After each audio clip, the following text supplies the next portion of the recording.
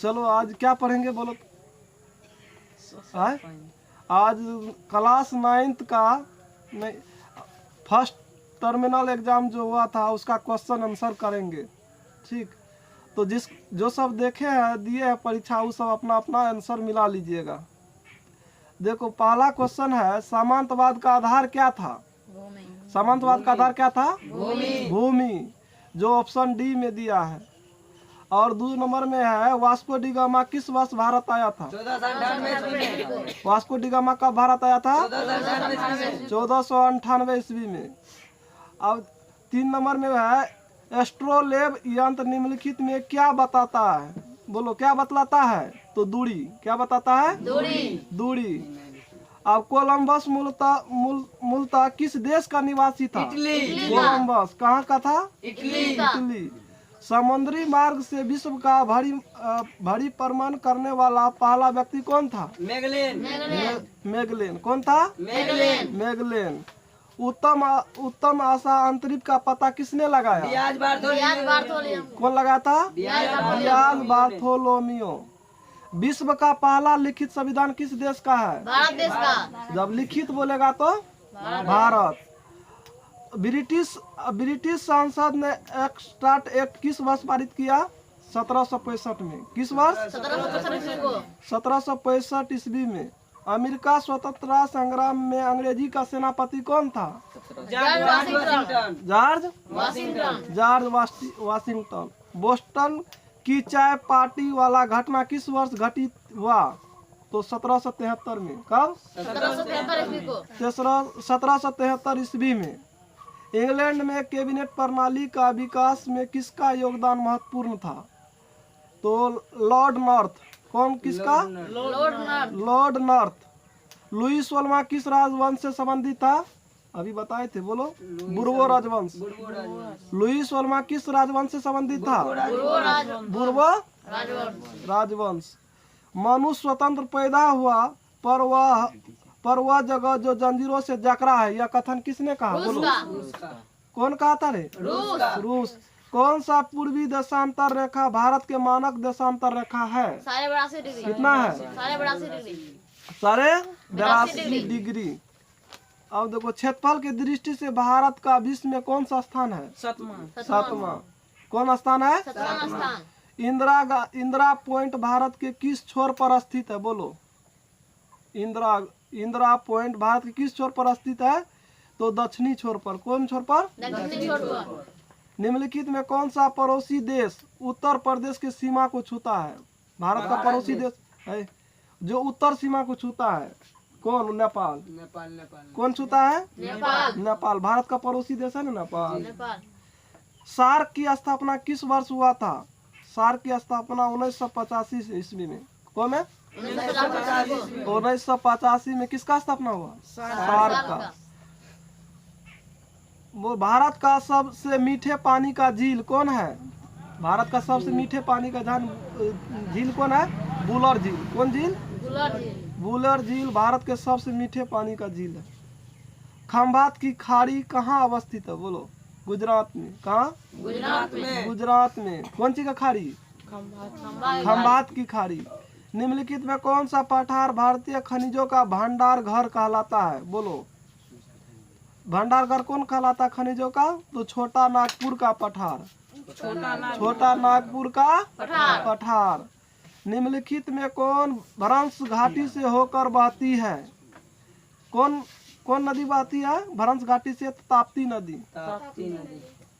और 23 नंबर का क्वेश्चन है निम्नलिखित में कौन सी नदी दिहंग खडंग का निर्माण करती है?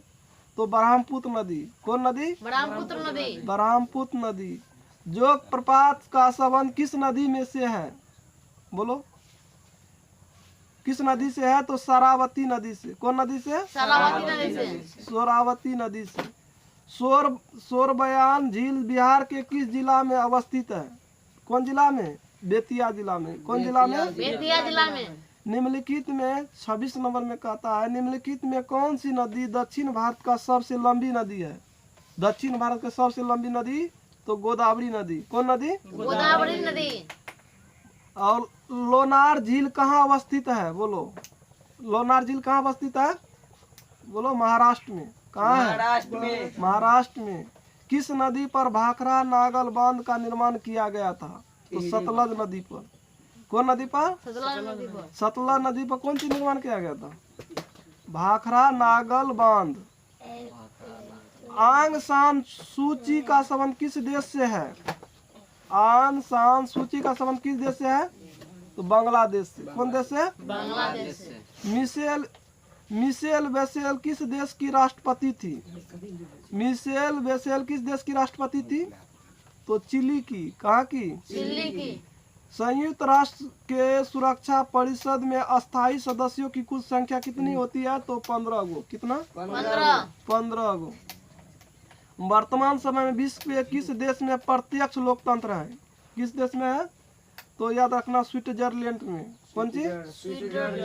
स्विट्जरलैंड में। स्विट्जरलैंड में। अब बोल 33 नंबर में बोलता है, सोवियत संघ का विघटन किस वर्ष हुआ था? किस वर्ष हुआ था? बोलो, 1975 में कि 1991 में? 1991 में। सोवियत संघ का विघटन किस वर्ष हुआ था?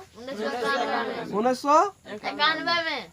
उत्पाद का अर्थ होता है क्या? बोलो, उपयोगिता का सृजन। उत्पाद का अर्थ होता है उपयोगिता का सृजन। निम्नलिखित में कौन उत्पादन का साधन नहीं है? बोलो, भूमि, श्रम, पूंजी, उपभोग। कौन चीज से उत्पादन नहीं होगा? उपभोग से। कौन चीज से? उपभोग।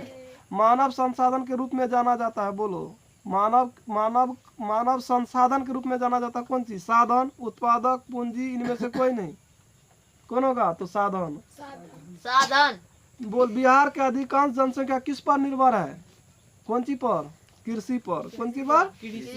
कृषि पर।